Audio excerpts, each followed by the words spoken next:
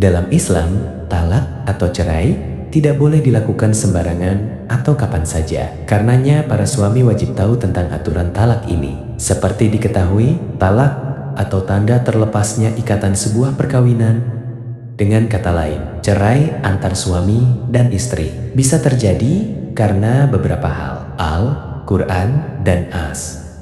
Sunnah telah mengajarkan bahwa talak hendaknya dilakukan secara pelan-pelan dan memilih waktu yang sesuai. Karena itu, bagi pasangan muslim, bila akan bercerai atau mengucapkan talak harus memperhatikan beberapa hal. Di antaranya adalah: pertama, tidak boleh ketika istri sedang haid atau nifas. Talak atau cerai tidak boleh dilakukan oleh seorang suami kepada istrinya pada saat istrinya sedang dalam masa haid, nifas, atau saat istrinya dalam keadaan suci.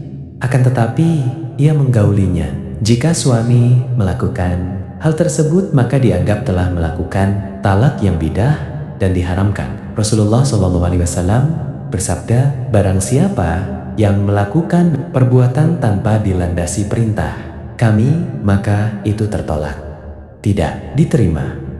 Kedua, dalam keadaan sadar. Hendaknya ketika mengucapkan talak, suami dalam keadaan sadar. Karena apabila suami mentalak istrinya dalam keadaan tidak sadar, seperti ketika sedang marah, sehingga karena amarah tersebut dapat menutupi kesadarannya hingga ia bicara yang tidak diinginkan, maka talak yang ia lakukan adalah tidak sah.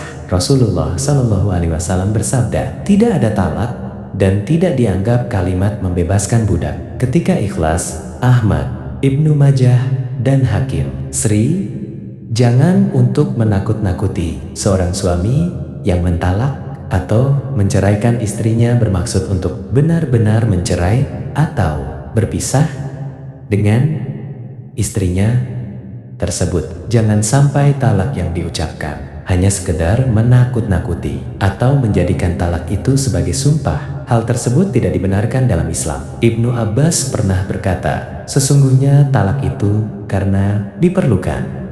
Bagaimana bila talak itu dijatuhkan ketika kondisi suami sedang marah atau emosi atau dengan maksud bercanda? Dikutip dari kitab Fikih Sunnah untuk Wanita karya Abu Malik Kamal bin Said Salim, dipaparkan sebagai berikut. Kondisi marah dapat dibagi menjadi 3, yakni 1. Marah dalam keadaan pikiran dan akalnya tetap normal, serta menyadari apa yang dikatakan dan diinginkannya. Talak orang yang marah dengan keadaan seperti ini jelas sah dan berlaku.